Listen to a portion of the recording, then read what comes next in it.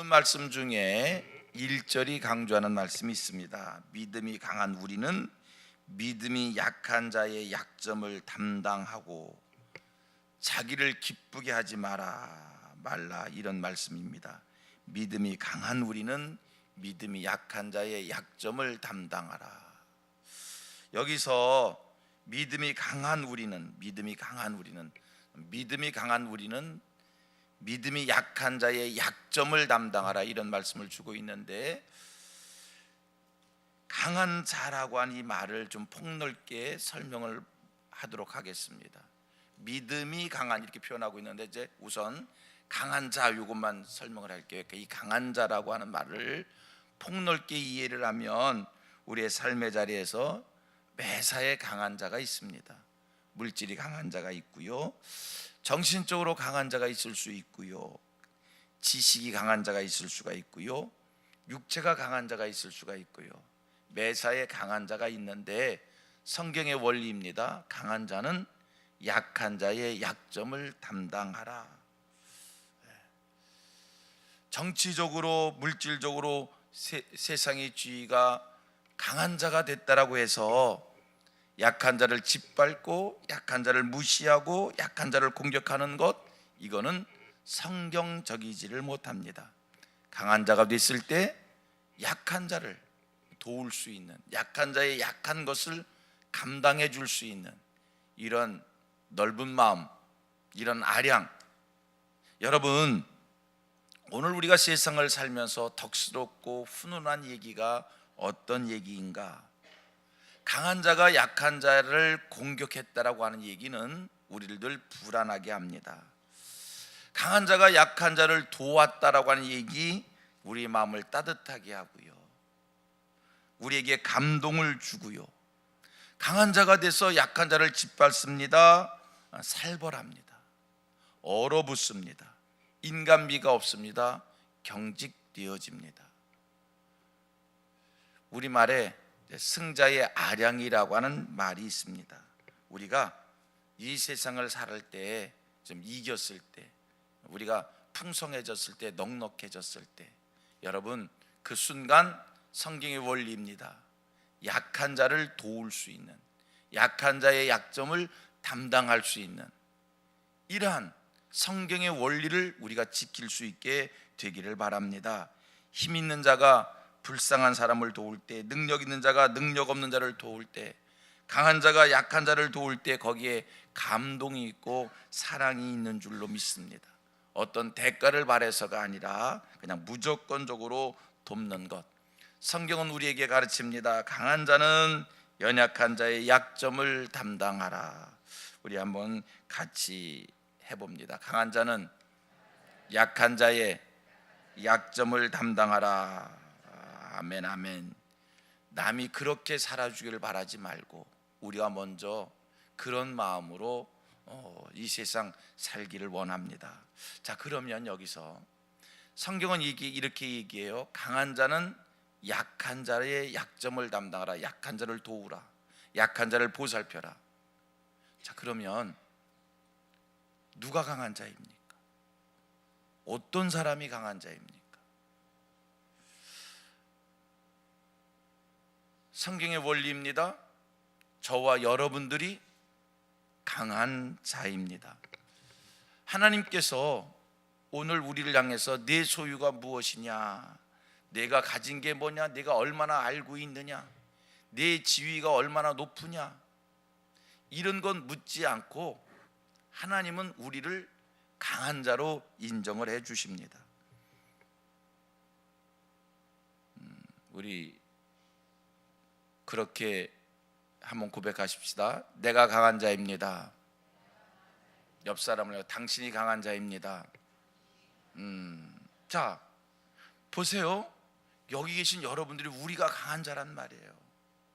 하나님의 기준이 무엇이기에 우리의 소유를 묻지 않고, 우리의 지식 수준을 묻지 않고, 우리의 힘의 세기를 묻지 않고, 세상 지위를 묻지 않고 무조건 우리를 강한 자로 얘기하느냐? 근거가 뭐냐? 여러분, 하나님 앞에서의 강한 자는 오늘 내게 있는 이 모든 것들이, 그것이 지식이든 그것이 물질이든 그것이 세상의 집이든 그것이 건강이든 내게 있는 모든 것이 하나님께로부터 왔다 임했다, 하나님이 주신 것이다, 이런 고백이 있는 순간 그 사람이 강한 자입니다.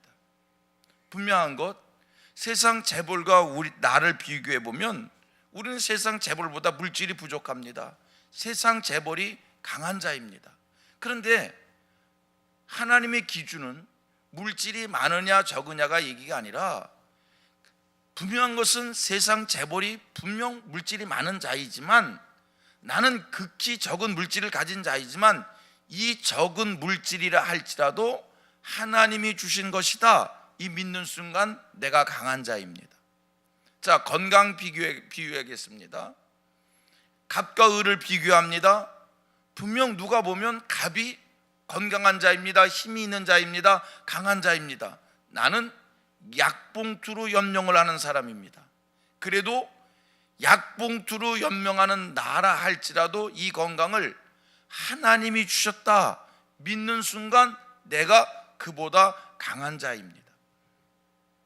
이 원리는 무슨 원리냐면요, 하나님이 내게 건강을 주셨다, 하나님이 내게 물질을 주셨다. 여러분, 우리 신앙인들 이 모든 것 하나님이 내게 주셨습니다 라고 고백할 때 그 다음에 우리의 고백이 있는 거예요. 우리의 간증이 있는 거예요. 이것을 하나님이 내게 주셨다라고 얘기할 때는 하나님이 내게 주신 이유와 목적이 있는 것이고, 우리는 하나님이 내게 이 건강을 주시고 이 물질을 주셨을 때는, 그것을 믿을 때는 소유가 내게 있는 것이 많으냐 적은 거냐가 아니라 하나님이 이것을 내게 주셨을 때는 하나님이 이유가 있어서 하나님의 뜻이 있어서 내게 주신 것이기에 우리는 그 모든 것을 축복의 통로로 사용하기를 원하는 마음을 갖습니다. 아멘이지요? 여러분, 신앙인들의 물질관이 무엇입니까? 이 모든 것 하나님이 주셨다는 겁니다. 하나님이 이것을 내게 주신 것은 내 것이 아니라 내게 맡기셨다는 겁니다. 나는 그것을 하나님을 위하여, 하나님 나라를 위하여, 복음을 위하여, 하나님이 기뻐하시는 곳에, 하나님이 원하시는 곳에 나는 이 모든 것을 축복의 통로로 흘려보내겠습니다. 이게 우리의 신앙인 겁니다. 어떤 사람이요? 죽을 고비에서 살아났어요. 그 사람의 이야기입니다. 나는 이제 덤으로 산다는 겁니다. 나는 덤으로 산다는 겁니다. 나는 그때 죽었어야 되는데 하나님이 나를 살려주신 것이고 이후로의 나의 인생은 덤으로 사는 인생입니다 라고 하면서 그 사람의 삶이 이제 완전히 달라졌습니다. 어떻게 삽니까? 덤으로 사는 일이기에, 선한 일에, 이웃을 기쁘게 하는 일에, 덕스러운 일에, 하나님이 기뻐하시는 곳에 자기의 건강을 던지면서 삽니다. 덤으로 사는 것이기에 하나님이 내게 주신 생명인 것을 깨닫는 순간 그렇게 사는 겁니다. 성도님들, 누가 강한 자입니까? 성경의 원리 속에 누가 강한 자입니까? 이 모든 것을 하나님이 주셨다라고 믿는 사람이 강한 자입니다. 오늘 내게 달란트가 있습니다. 재능이 있습니다. 그 재능이 엄청난 것이 아닙니다. 내가 어느 무대에 설 수 있을 정도의 노래를 잘하는 것도 아니고, 오늘 내게 재능이 있다고 했지만 어느 누구와 비교했을 때는 형편없습니다. 하지만 이 달란트, 이 재능 하나님이 주셨다라고 믿는 순간, 그 순간 그 재능은 내 것이 아닙니다. 하나님이 기뻐하시는 곳에, 하나님이 원하시는 곳에 우리의 재능을 드리는 겁니다. 성도님들, 여러분들의 모든 것들, 그것이 물질적인 것이든 그것이 세상의 지위이든 그것이 건강이든, 여러분의 모든 것들 누가 주신 겁니까? 어디로부터 온 겁니까? 어디로부터 온 겁니까? 누가 주신 겁니까? 우리는 고백합니다. 그 모든 것 하나님이 주신 것입니다. 그것이 믿어지는 순간 여러분 강한 자입니다. 오늘 성경을 이야기합니다. 강한 자는 약한 자의 약점을 담당하고 자기를 기쁘게 하지 말라는 겁니다. 이 세상을 강한 자로 사시기를 바랍니다. 고백합니다. 나는 강한 자입니다. 아멘, 아멘. 강한 자, 이 세상을 강한 자로 사시길 바랍니다. 1절과 2절, 본문 1절과 2절을 같이 한번 또 읽겠습니다. 여러분이 먼저 1절을 읽으십시오. 시작.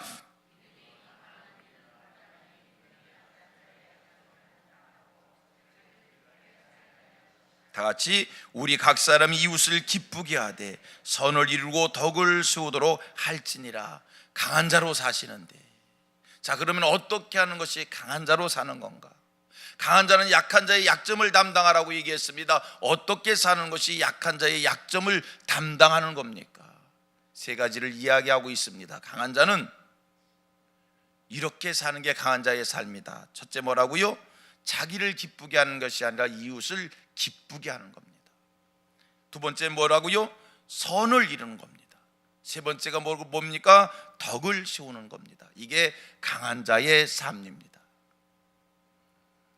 자, 이웃을, 자기를 기쁘게 하는 일에 열심을 내지 말고요, 이제 강한 자 됐으니 이웃을 기쁘게 하는, 선을 이루는, 덕을 세우는 그러한 삶을 사시기를 바랍니다.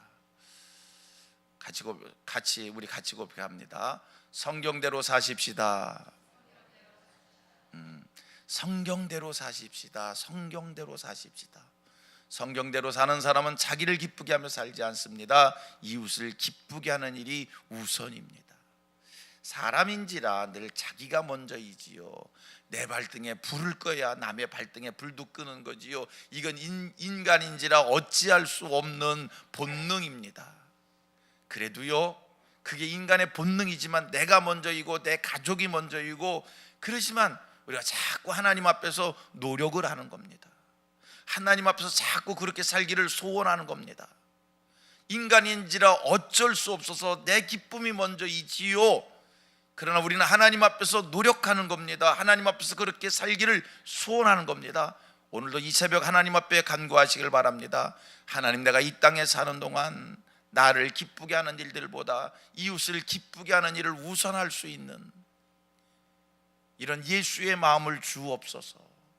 선을 이루고 덕을 세우는 일에 힘쓸 수 있는 강한 자의 삶을 살 수 있도록 은혜를 주옵소서. 그렇게 오늘도 하나님 앞에 소원하면, 여러분, 그렇게 하나님 앞에 소원하면 나도 아지 못하는 사이에 어느 절이 그렇게 하나님의 은혜로 사라지더라는 겁니다. 여러분, 우리가 어떻게 범사에 감사하며 살 수 있습니까? 실제 모든 일에 우리 감사할 수 없습니다. 그런데 모든 일에 감사하며 살기를 소원하고, 그리고 하나님 앞에 열심히 그렇게 살기를 소원하고 노력했더니 어느 절이 나도 하지 못하는 사이에 범사에 감사하는 인생이 되더라는 겁니다. 과당 자빠져도 감사하고, 손해를 봐도 감사하고, 억울한 일을 당해도 감사하고, 그렇게 되더라는 겁니다. 하나님의 은혜인 겁니다. 우리가 어떻게 이웃을 기쁘게 하며 살 수 있습니까? 선을 이루며 살 수 있습니까? 덕을 세우며 살 수 있습니까? 나는 그렇게 살 수 없지만 오늘도 하나님 앞에 소원하였더니 하나님께서 내 소원을 받으시사 어느 절이 그렇게 사라지더라는 겁니다. 우리 같이 또 고백합니다. 노력하고 소원하였더니 어느 절이 그렇게 사라지더라. 아멘.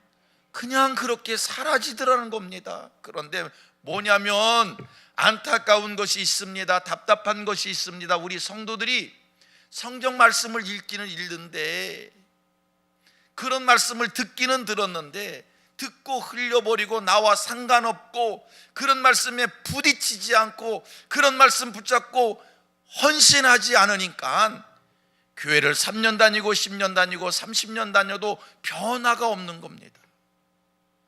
그런 삶이 사라지지 않아도 그런 삶을 살기를 소원하는 이런 간절함이 오늘 저와 여러분들에게 생겨지기를 원합니다. 그런 삶이 왜 중요한 겁니까? 3절 말씀을 봤더니 그게 바로 예수 그리스도의 삶이었던 거예요. 여러분, 예수 잘 믿기를 원하십니까? 예수님처럼 살기를 원하십니까? 왜 우리가 이웃을 기쁘게 하고 선을 이루고 덕을 세우기를 원하는가? 그게 예수님의 삶이었기 때문인 거예요. 자, 3절 같이 읽습니다. 시작. 그리스도께서도 자기를 기쁘게 하지 아니하셨나니. 아멘. 이게 바로 예수님의 삶이거든요. 예수님의 제자라면서요. 예수님을 바라보시는 분들이잖아요. 예수의 삶을 이루어야 될 것 아닙니까? 그게 바로 왜 내가 나를 기쁘게 하지 않고 이웃을 기쁘게 하며 선을 이루고 덕을 세우는 삶에 헌신하기를 원하는가? 그게 예수님이 우리에게 보여주신 삶이기에, 내가 예수 따라가는 사람이기에, 내가 예수의 삶을 실천하기를 원하는 사람이기에 우리는 이유 없이 그냥 그렇게 살기를 소원하는 거예요. 말씀을 정리합니다. 하나님이 저와 여러분을, 우리를 강한 자라고 그렇게 인정해 주십니다. 믿음이 강한 자는 믿음이 약한 자의 약점을 담당하랍니다. 그 마음으로 사십시다. 강한 자답게 사십시다. 나를 기쁘게 하지 말고 이웃을 기쁘게 하고 선을 이루고 덕을 세우는 일에 오늘도 하나님 앞에 소원하고 또 그런 삶을 원하는 우리들 위해서 그렇게 살기를 축복합니다.